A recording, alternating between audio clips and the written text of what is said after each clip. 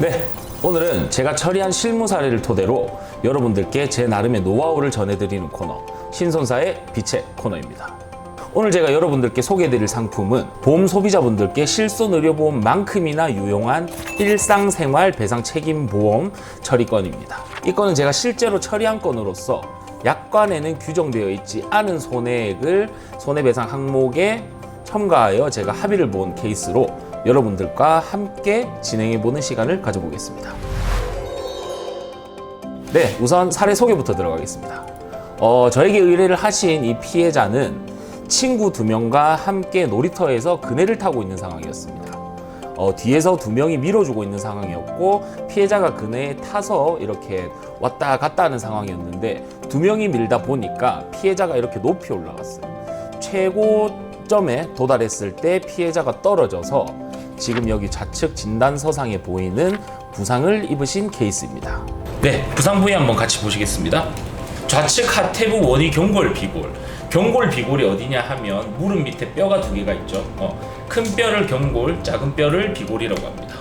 좌측이니까 오른쪽 다리가 아니고 좌측 이쪽이겠죠. 이쪽 큰 뼈, 작은 뼈가 부서졌는데 원이라고 하는 것은 심장에서 먼 쪽을 원이라 해요. 반대로 심장에서 가까운 쪽은 근이라고 표현을 합니다. 그러니까 경골 비골을 딱 반으로 잘라서 심장에서 먼 쪽이니까 더 아래 이쪽 뼈 2개가 골절이 났다는 말입니다. 네, 그러면 방금 말씀드린 사례와 부상 정도를 토대로 어떻게 보험사와 합의에 도달하는지 그 과정을 설명드리겠습니다. 첫 번째, 법률상 손해배상 책임의 확정입니다.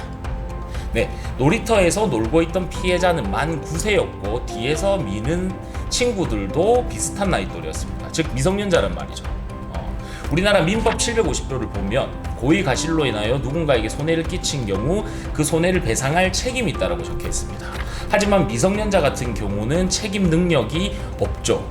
대법원 판례에 따르면 만 13세에서 15세 정도까지는 책임 능력이 없다라고 봅니다.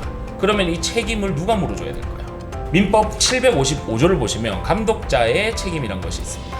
감독자의 책임이 뭐냐? 자녀가 미성년 자녀로서 행위 무능력자이면 부모가 이 자녀의 책임을 대신 배상해줘라는 말입니다. 그래서 제가 이거를 처음에 딱 이야기를 들었을 때 가해자 아이들, 즉 부모님이 일상생활 배상 책임보험이 있는지 없는지부터 확인을 했습니다.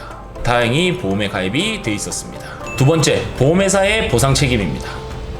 아까 말씀드린 대로 법률상 손해배상 책임은 가해자의 부모가 지는 것으로 확정이 났습니다. 그러면은 부모의 책임을 보험사가 담보를 해줄 것인지 안 해줄 것인지 이거 확인하면 되겠죠.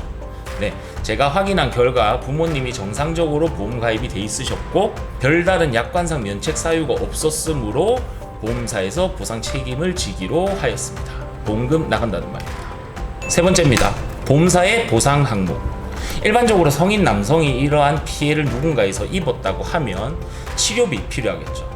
치료비가 필요할 것이고 치료를 위해서 입원을 해야 되다 보니 입원한 동안 소득 상실이 발생합니다. 그래서 이거 휴업손해를 청구를 하여야죠. 세 번째는 위자료입니다. 자, 하지만 제가 말씀드렸다시피 이 사건의 피해자는 미성년자였습니다. 그러다 보니 소득이 없죠.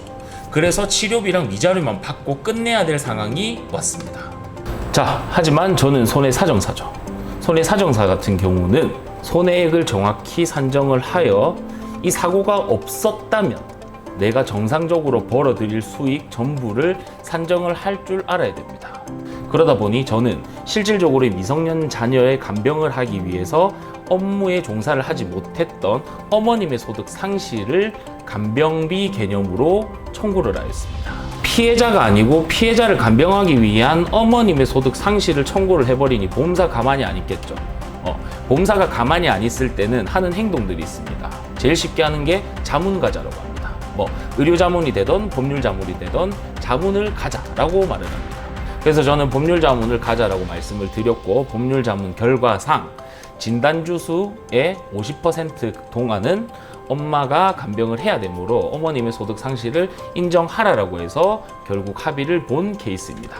네, 사실 이런 사고 같은 경우는 아직 아이가 성장도 다 하지 않은 상태고 경골, 비골이 골절이 되면 지단축, 그러니까 왼쪽, 오른쪽 다리 길이의 차이가 올 수가 있습니다. 이 경우 당연히 후유장애를 청구를 할 수가 있는 케이스겠고요.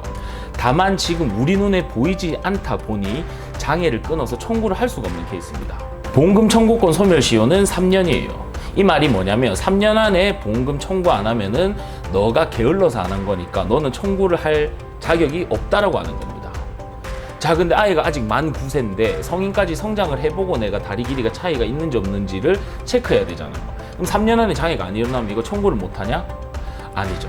생각을 하다가 제가 선택한 방법은 우선 부상 부분 손해액을 먼저 산정해서 보험사와 1차적으로 합의를 보고 그 합의서 내역에 추후 우리가 합의 당시에 예견하지 못했던 장애나 손해들이 발생을 하면 그것은 추후에 청구를 하겠다는 내용을 합의서에 추가하여 합의를 했습니다.